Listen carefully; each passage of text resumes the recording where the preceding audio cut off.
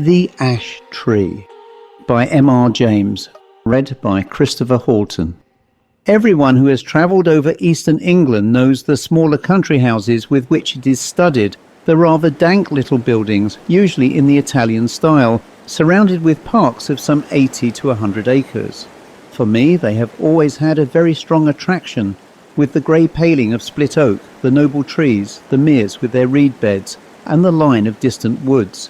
Then I like the pillared portico, perhaps stuck onto a red brick Queen Anne house, which has been faced with stucco to bring it into line with the Grecian taste of the end of the 18th century. The hall inside, going up to the roof, which hall ought always to be provided with a gallery and a small organ. I like the library too, where you may find anything from a Psalter of the 13th century to a Shakespeare quarto. I like the pictures, of course. And perhaps, most of all, I like fancying what life in such a house was when it was first built, and in the piping times of landlord's prosperity, and not least now when, if money is not so plentiful, taste is more varied and life quite as interesting. I wish to have one of these houses and enough money to keep it together and entertain my friends in it modestly. But this is a digression. I have to tell you of a curious series of events which happened in such a house as I have tried to describe. It is Castringham Hall in Suffolk. I think a good deal has been done to the building since the period of my story, but the essential features I have sketched are still there. Italian portico, square block of white house, older inside than out, park with fringe of woods, and mere. The one feature that marked out the house from a score of others is gone.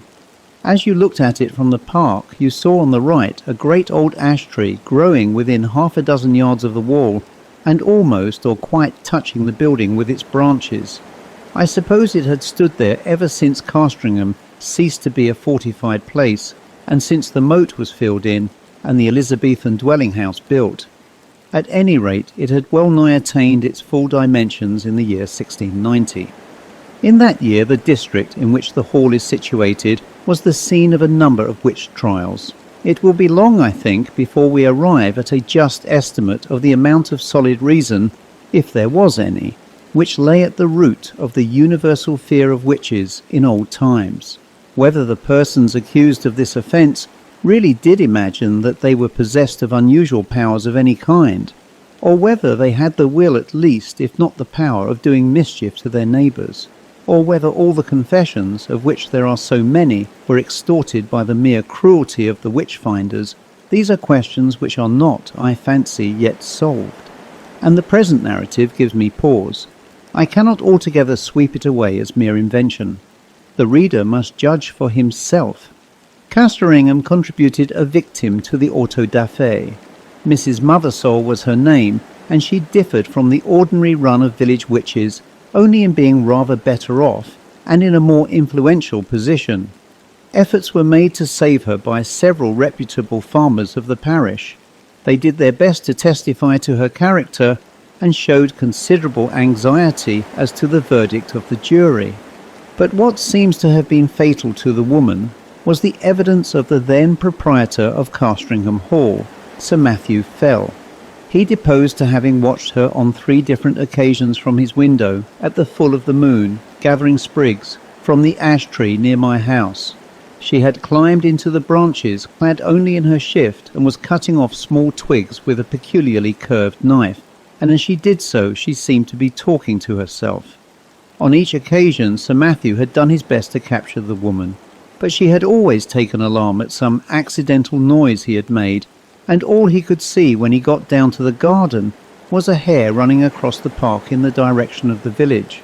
On the 3rd night he had been at the pains to follow at his best speed, and had gone straight to Mrs. Mothersole's house, but he had had to wait a quarter of an hour battering at her door, and then she had come out very cross and apparently very sleepy, as if just out of bed, and he had no good explanation to offer of his visit. Mainly on this evidence, though there was much more of a less striking and unusual kind from other parishioners, Mrs. Mothersole was found guilty and condemned to die. She was hanged a week after the trial, with 5 or 6 more unhappy creatures at Bury St Edmunds. Sir Matthew Fell, then Deputy Sheriff, was present at the execution. It was a damp, drizzly March morning when the cart made its way up the rough grass hill outside Northgate, where the gallows stood. The other victims were apathetic or broken down with misery, but Mrs. Mothersole was, as in life so in death, of a very different temper. Her poisonous rage, as a reporter of the time puts it, did so work upon the bystanders, yea, even upon the hangman, that it was constantly affirmed of all that saw her that she presented the living aspect of a mad devil. Yet she offered no resistance to the officers of the law, only she looked upon those that laid hands upon her with so direful and venomous an aspect that, as one of them afterwards assured me, the mere thought of it preyed inwardly upon his mind for 6 months after. However, all that she is reported to have said was these seemingly meaningless words, "There will be guests at the hall," which she repeated more than once in an undertone. Sir Matthew Fell was not unimpressed by the bearing of the woman. He had some talk upon the matter with the vicar of his parish, with whom he travelled home after the assize business was over. His evidence at the trial had not been very willingly given. He was not specially infected with the witch-finding mania, but he declared, then and afterwards, that he could not give any other account of the matter than that he had given, and that he could not possibly have been mistaken as to what he saw. The whole transaction had been repugnant to him, for he was a man who liked to be on pleasant terms with those about him. But he saw a duty to be done in this business, and he had done it. That seems to have been the gist of his sentiments, and the vicar applauded it, as any reasonable man must have done. A few weeks after, when the moon of May was at the full, vicar and squire met again in the park and walked to the hall together. Lady Fell was with her mother, who was dangerously ill, and Sir Matthew was alone at home, so the vicar, Mr. Crome, was easily persuaded to take a late supper at the hall.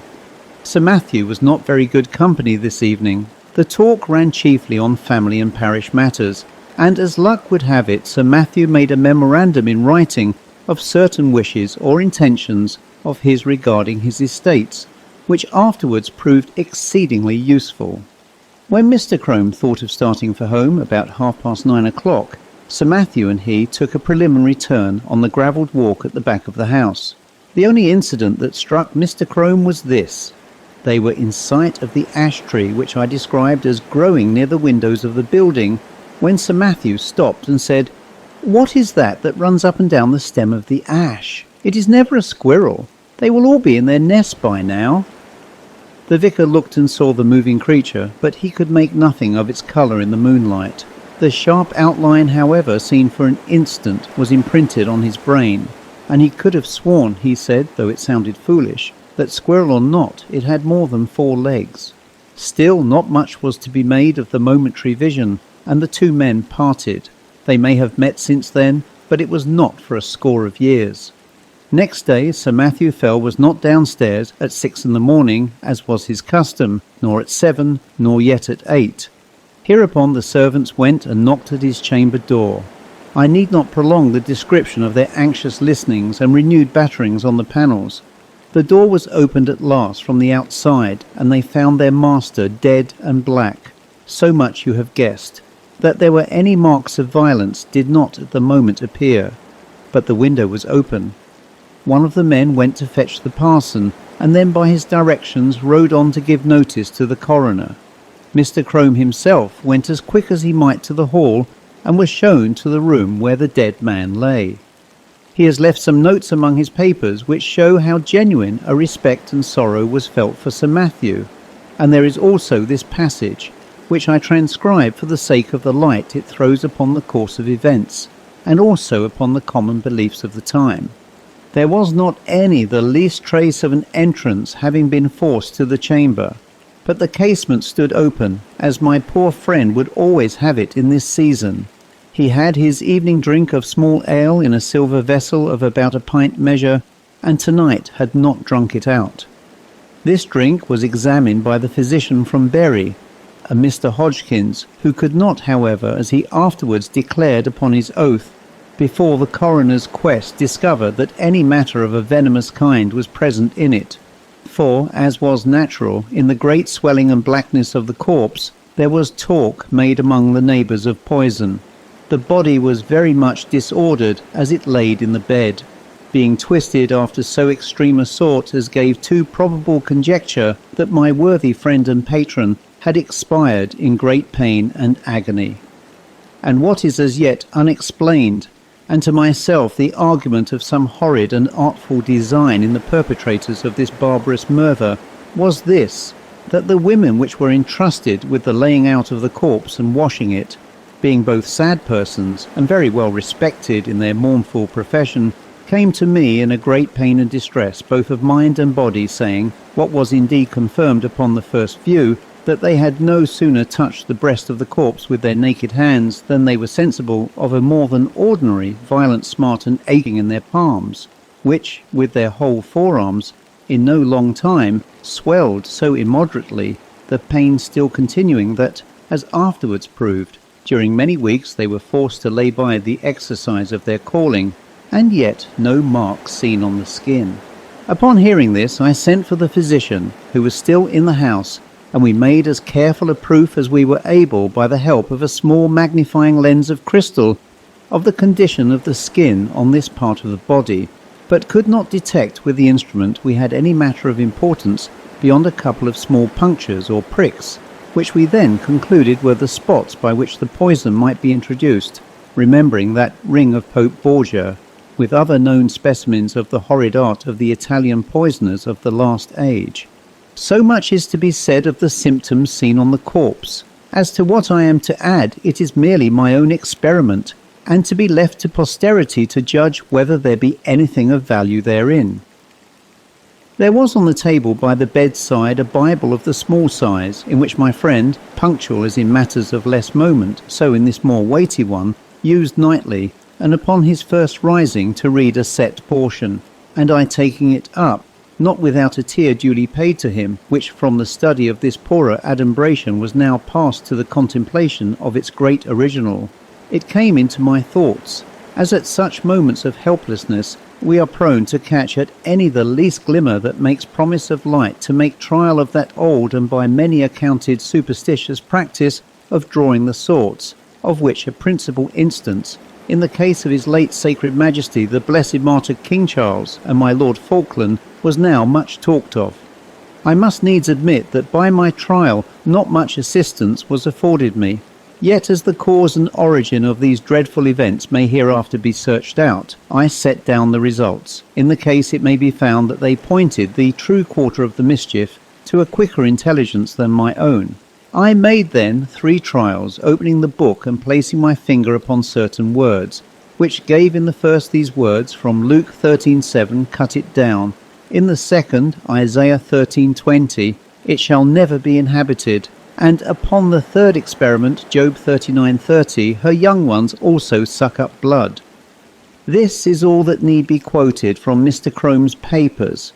Sir Matthew Fell was duly coffined and laid into the earth, and his funeral sermon, preached by Mr. Crome on the following Sunday, has been printed under the title of The Unsearchable Way, or England's Danger and the Malicious Dealings of Antichrist, it being the vicar's view, as well as that most commonly held in the neighbourhood, that the squire was the victim of a recrudescence of the popish plot. His son, Sir Matthew II, succeeded to the title and estates, and so ends the first act of the Castringham tragedy.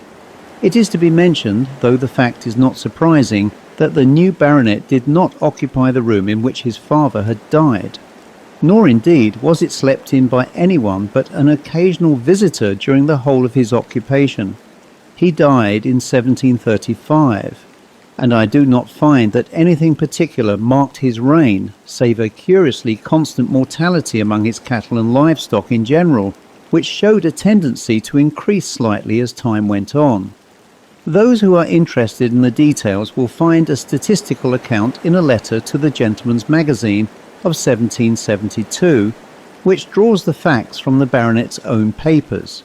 He put an end to it at last by a very simple expedient, that of shutting up all his beasts in sheds at night, and keeping no sheep in his park. For he had noticed that nothing was ever attacked that spent the night indoors. After that the disorder confined itself to wild birds and beasts of chase. But as we have no good account of the symptoms, and as all-night watching was quite unproductive of any clue, I do not dwell on what the Suffolk farmers called the Castringham sickness. The second Sir Matthew died in 1735, as I said, and was duly succeeded by his son, Sir Richard. It was in his time that the great family pew was built out on the north side of the parish church. So large were the squire's ideas that several of the graves on that unhallowed side of the building had to be disturbed to satisfy his requirements. Among them was that of Mrs. Mothersole, the position of which was accurately known, thanks to a note on a plan of the church and yard, both made by Mr. Crome.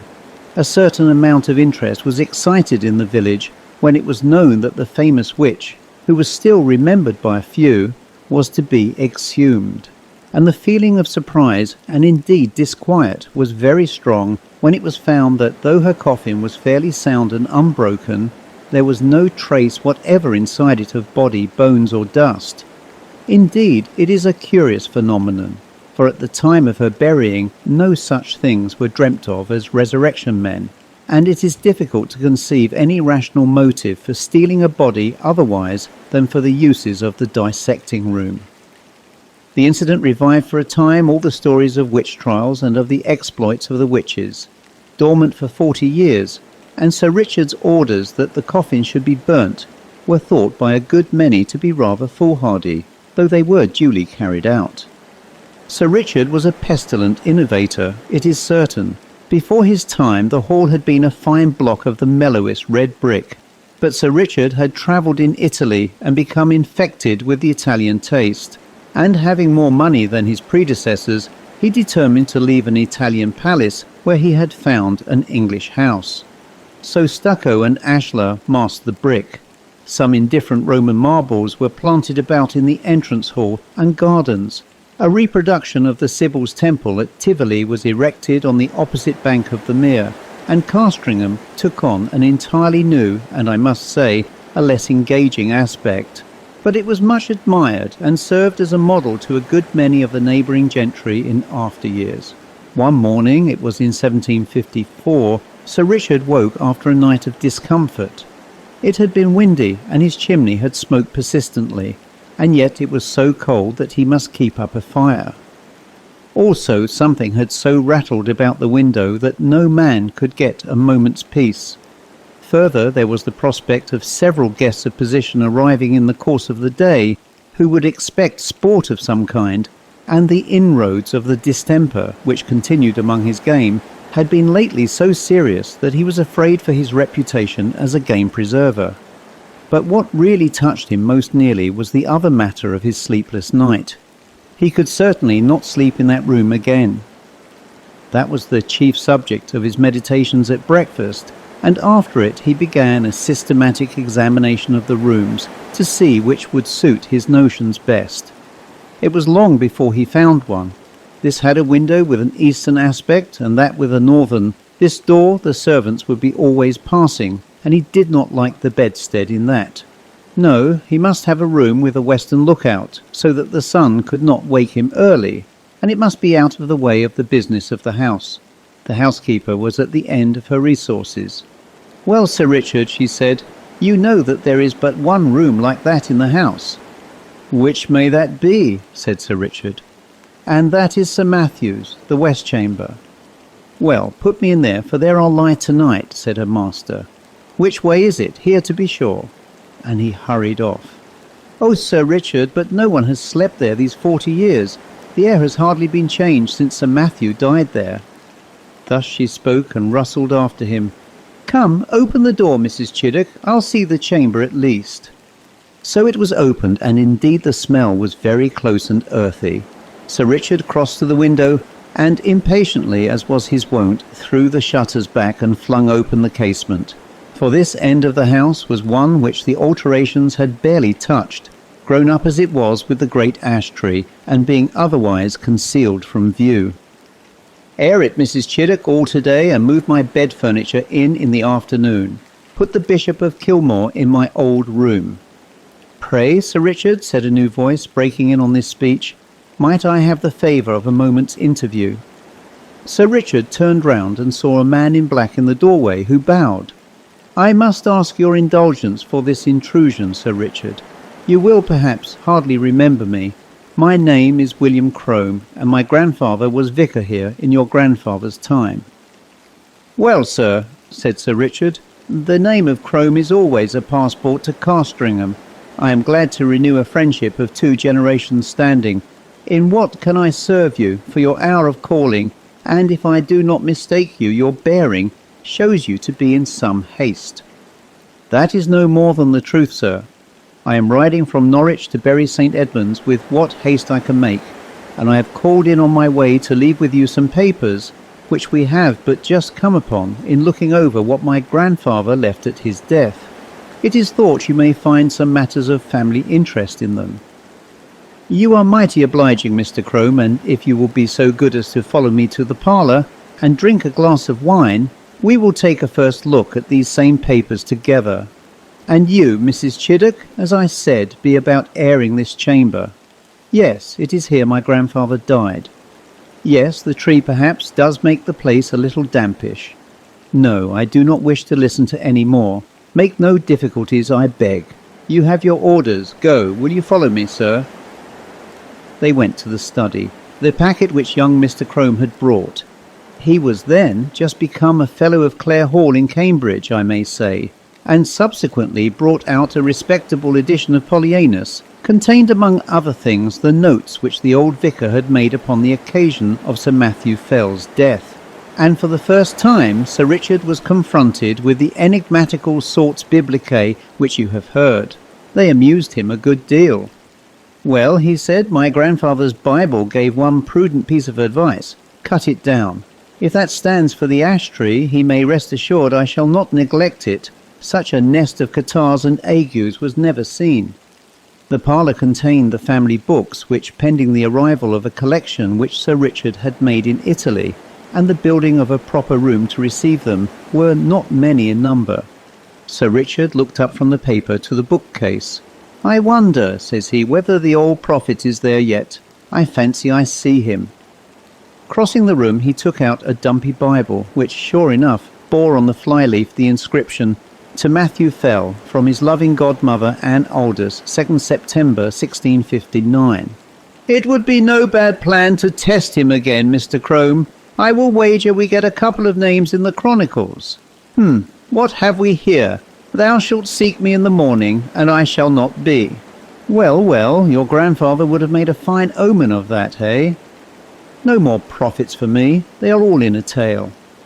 And now, Mr. Crome, I am infinitely obliged to you for your packet. You will, I fear, be impatient to get on. Pray allow me another glass." So with offers of hospitality which were genuinely meant, for Sir Richard thought well of the young man's address and manner, they parted. In the afternoon came the guests, the Bishop of Kilmore, Lady Mary Harvey, Sir William Kentfield, etc. Dinner at 5, wine, cards, supper, and dispersal to bed. Next morning Sir Richard is disinclined to take his gun with the rest. He talks with the Bishop of Kilmore. This prelate, unlike a good many of the Irish bishops of his day, had visited his see, and indeed resided there for some considerable time. This morning, as the two were walking along the terrace and talking over the alterations and improvements in the house, the bishop said, pointing to the window of the west room, "You could never get one of my Irish flock to occupy that room, Sir Richard." "Why is that, my lord?" "It is in fact my own." "Well, our Irish peasantry will always have it that it brings the worst of luck to sleep near an ash tree, and you have a fine growth of ash not 2 yards from your chamber window. Perhaps," the bishop went on with a smile, "it has given you a touch of its quality already, for you do not seem, if I may say it, so much the fresher for your night's rest as your friends would like to see you." "That, or something else, it is true, cost me my sleep from 12 to 4, my lord. But the tree is to come down tomorrow, so I shall not hear much more from it." "I applaud your determination. It can hardly be wholesome to have the air you breathe strained, as it were, through all that leafage. Your lordship is right there, I think. But I had not my window open last night. It was rather the noise that went on, no doubt from the twigs sweeping the glass, that kept me open-eyed." "I think that can hardly be, Sir Richard. Here, you see it from this point. None of these nearest branches even can touch your casement unless there were a gale, and there was none of that last night. They missed the panes by a foot." "No, sir, true. What then will it be, I wonder, that scratched and rustled so iron covered the dust on my sill with lines and marks?" At last they agreed that the rats must have come up through the ivy. That was the bishop's idea, and Sir Richard jumped at it. So the day passed quietly, and night came, and the party dispersed to their rooms and wished Sir Richard a better night. And now we are in his bedroom, with the light out and the squire in bed. The room is over the kitchen, and the night outside still and warm, so the window stands open. There is very little light about the bedstead, but there is a strange movement there. It seems as if Sir Richard were moving his head rapidly to and fro with only the slightest possible sound. And now you would guess, so deceptive is the half-darkness, that he had several heads, round and brownish, which moved back and forward even as low as his chest. It is a horrible illusion. Is it nothing more? There, something drops off the bed with a soft plump like a kitten, and is out of the window in a flash. Another, 4, and after that there is quiet again. "Thou shalt seek me in the morning, and I shall not be." As with Sir Matthew, so with Sir Richard, dead and black in his bed. A pale and silent party of guests and servants gathered under the window when the news was known.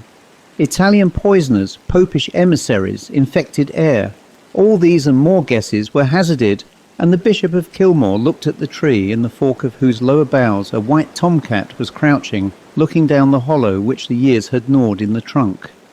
It was watching something inside the tree with great interest. Suddenly it got up and craned over the hole. Then a bit of the edge on which it stood gave way, and it went slithering in. Everyone looked up at the noise of the fall. It is known to most of us that a cat can cry, but few of us have heard, I hope, such a yell as came out of the trunk of the great ash. 2 or 3 screams there were, the witnesses are not sure which, and then a slight and muffled noise of some commotion or struggling was all that came. But Lady Mary Harvey fainted outright, and the housekeeper stopped her ears and fled till she fell on the terrace. The Bishop of Kilmore and Sir William Kentfield stayed, yet even they were daunted, though it was only at the cry of a cat, and Sir William swallowed once or twice before he could say, "There is something more than we know of in that tree, my lord. I am for an instant search." And this was agreed upon. A ladder was brought, and one of the gardeners went up, and looking down the hollow could detect nothing but a few dim indications of something moving. They got a lantern and let it down by a rope. "We must get at the bottom of this, my life upon it, my lord. But the secret of these terrible deaths is there." Up went the gardener again with the lantern and let it down the hole cautiously. They saw the yellow light upon his face as he bent over, and saw his face struck with an incredulous terror and loathing before he cried out in a dreadful voice and fell back from the ladder, where happily he was caught by 2 of the men, letting the lantern fall inside the tree. He was in a dead faint, and it was some time before any word could be got from him. By then they had something else to look at. The lantern must have broken at the bottom, and the light in it caught upon dry leaves and rubbish that lay there, for in a few minutes a dense smoke began to come up, and then flame. And to be short, the tree was in a blaze. The bystanders made a ring at some yards' distance, and Sir William and the bishop sent men to get what weapons and tools they could, for clearly whatever might be using the tree as its lair would be forced out by the fire. So it was. First at the fork they saw a round body covered with fire, the size of a man's head, appear very suddenly, then seem to collapse and fall back. This 5 or 6 times, then a similar ball leapt into the air and fell on the grass, where after a moment it lay still. The bishop went as near as he dared to it and saw what but the remains of an enormous spider, veinous and seared. And as the fire burned lower down, more terrible bodies like this began to break out from the trunk, and it was seen that these were covered with greyish hair. All that day the ash burned, and until it fell to pieces the men stood about it, and from time to time killed the brutes as they darted out. At last there was a long interval when none appeared, and they cautiously closed in and examined the roots of the tree. They found, says the Bishop of Kilmore, below it a rounded hollow place in the earth, wherein were 2 or 3 bodies of these creatures that had plainly been smothered by the smoke, and what is to me more curious, at the side of this den, against the wall, was crouching the anatomy or skeleton of a human being, with the skin dried upon the bones, having some remains of black hair, which was pronounced by those that examined it to be undoubtedly the body of a woman, and clearly dead for a period of 50 years. The end. Thanks for watching. If you enjoyed this show, please hit the like button, subscribe if you haven't already done so, and of course hit the bell icon for any fresh updates.